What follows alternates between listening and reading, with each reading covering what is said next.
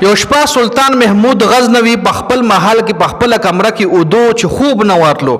سایډونه بار بار کروټونه بار بار بدلول، خو ډیر بیچین او خوب نه واتلو. اخر خپل سټاف راغوسته د خپل سکیورټي راغوسته ده ای لوي چې تاسو زه یاره په دې کوسو کې وګورئ چرته پچا باندې خو ظلم نه کیږي. مله نن شپه خوب نه راځي یا ډیر کوشش مې وکړ، کله په یو سایډ وړم کله په بل په سایډ وړم او دا زړه مې همداسې بیچینه دی. مله لګي چې زما په دې رعایت کې زما په دې رعایا کې زما په دې سلطنت کې پچا باندې نن شپه ظلم شوی دی. نو سکیورټي فورسز بهر وتلی دي، کتلی دي، خو ایله داسې څوک نه دي ملو شي واپس راغلی چې باچا سلامت خبي غم او د شي سم نشته او ستا چې څومره موام د ټول خبي غم او دري لاري کوسي خالی دي. جی باچا سلامت بیا د کېدو کوشش کړي ده خو بیا خوب نه دی ورغلی.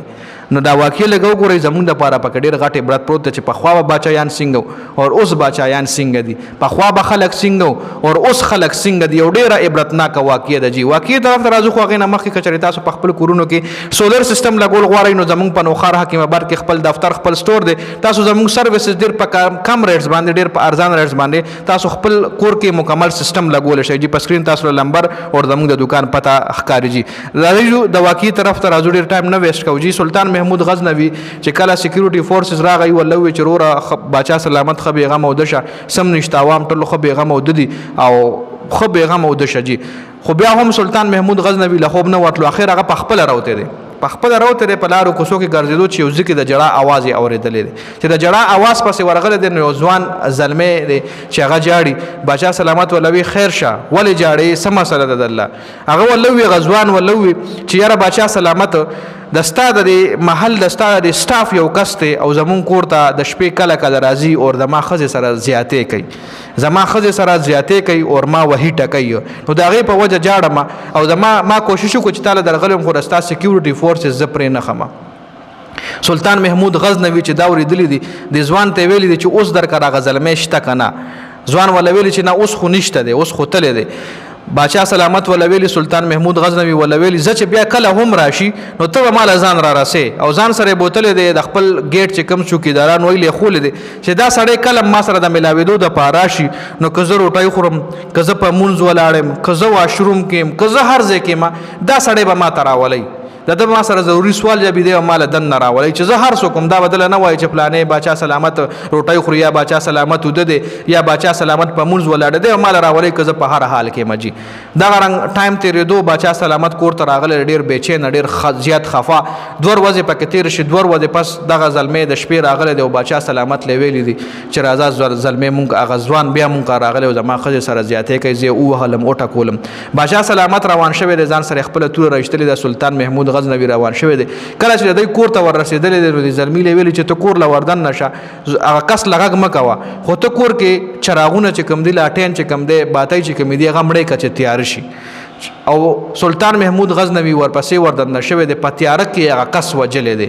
کس چې څنګه وجلی دی نو د کور دی مالک ته د زلمي له وایي چې کس مې د لو وجلو او اوس شابه ماله روټۍ راوړه، شابه روټۍ راوړه، اوبه م راله راوړه، تږې مې ما اوږې مې ما.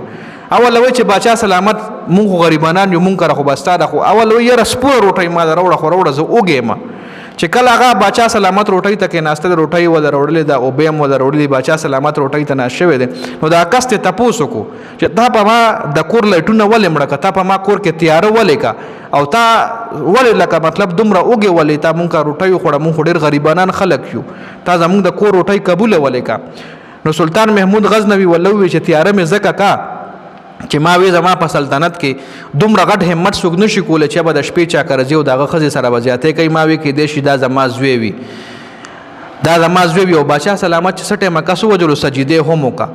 ځکه چې سجدې ته پوست بیا د کس وکړو چې تا خو دا کس ووجلو سجده دې موکړه. نو دغه ټایم ولا سلطان محمود غزنوي وي چې دا سجده مې ځکه وکړه چې ما وکتل چې دا خو زما زوی نه دی، نو شکر مې وویل خو ښه چې زما زوی نه دی، که چېرې دا زما زوی وي زما خو په دې خپل رعایا کې زما په خپل سلطنت کې به زما سترګې ښکته شوې وي. ځکه ما وی چې دومره غټ همت خو زما زوی نه بغیر بل څوک نشي کولی چې به چا کره ځي او هغه به مطلب د چا عزت له لاسه چي. نو ما ځکه تاله وی چې دا لایټونه مړه که چېرې نه زما زوی و زما پې زړه خفه شي او دغه ټایم زما توره ونه چلی نو پتا مې ځکه لایټونه مړه که او سجده مې ځکه وکړه چې ما وکتل چې زما زوی نه دی نو شکر مې وکړو خره چې زما زوی نه دی ور اوږې ځکه یم